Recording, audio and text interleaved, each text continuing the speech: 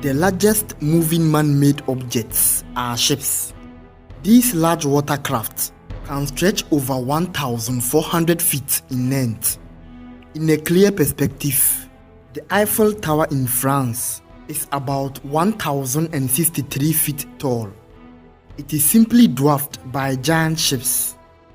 Approximately 5,000 years ago, the earliest known watercraft were born in ancient Mesopotamia.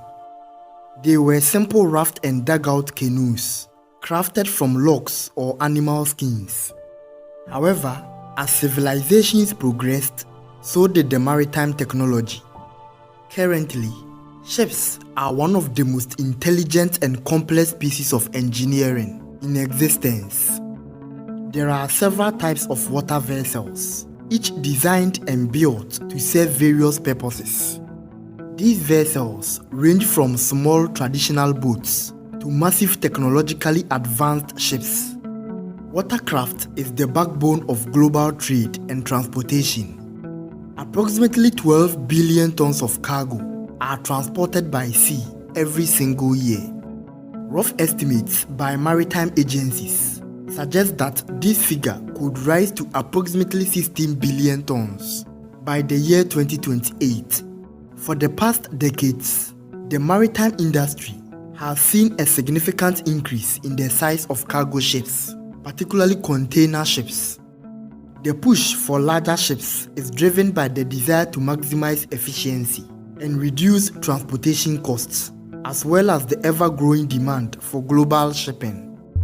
The capacity of a cargo ship is measured in 20-foot equivalent units. A 20-foot equivalent unit is based on the volume of a standard shipping container, which is 20 feet long, 8 feet wide, and 8.5 feet tall.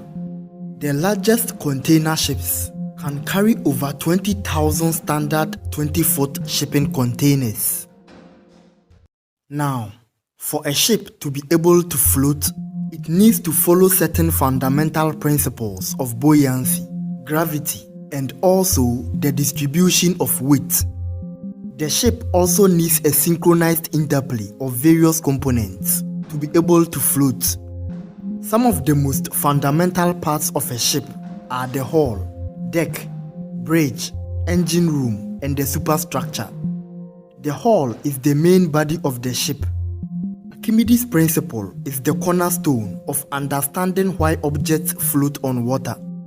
It states that any object submerged in a fluid experiences an upward force equal to the weight of the fluid it displaces. In simpler terms, an object will float if it is less dense than the fluid it displaces. When a ship is placed in water, it pushes a volume of water equal to its own weight. The buoyant force acting on the ship opposes the force of gravity pulling it downward.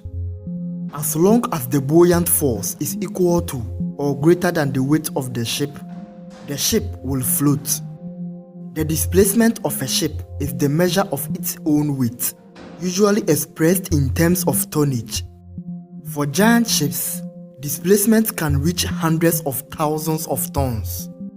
This weight includes the ship's structure, cargo, fuel, and other essentials. The shape and design of an object also influences its buoyancy.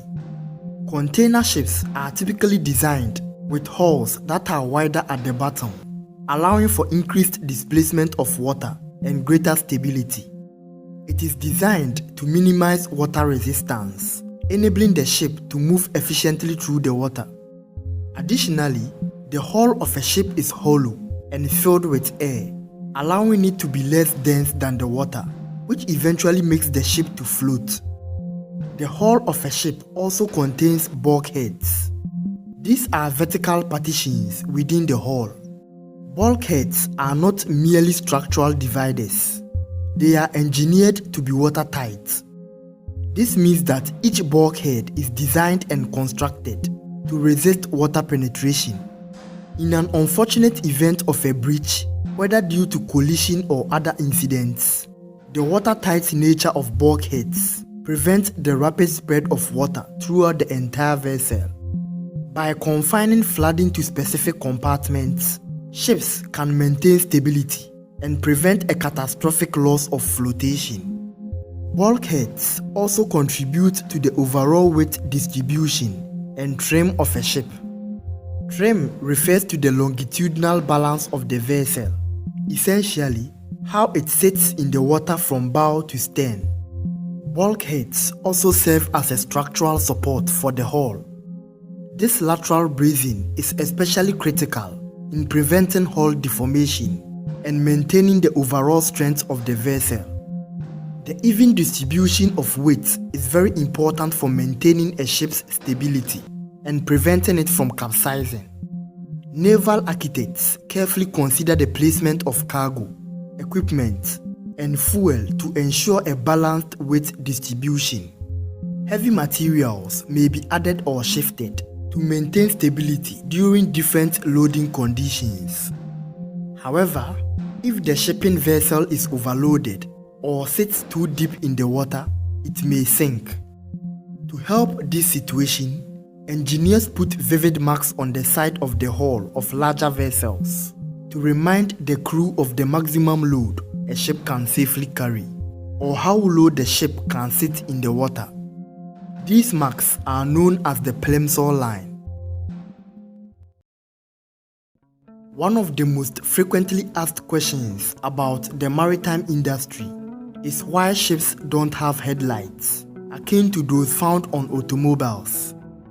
Now, unlike cars and motorcycles, ships don't illuminate their path with a beam of light.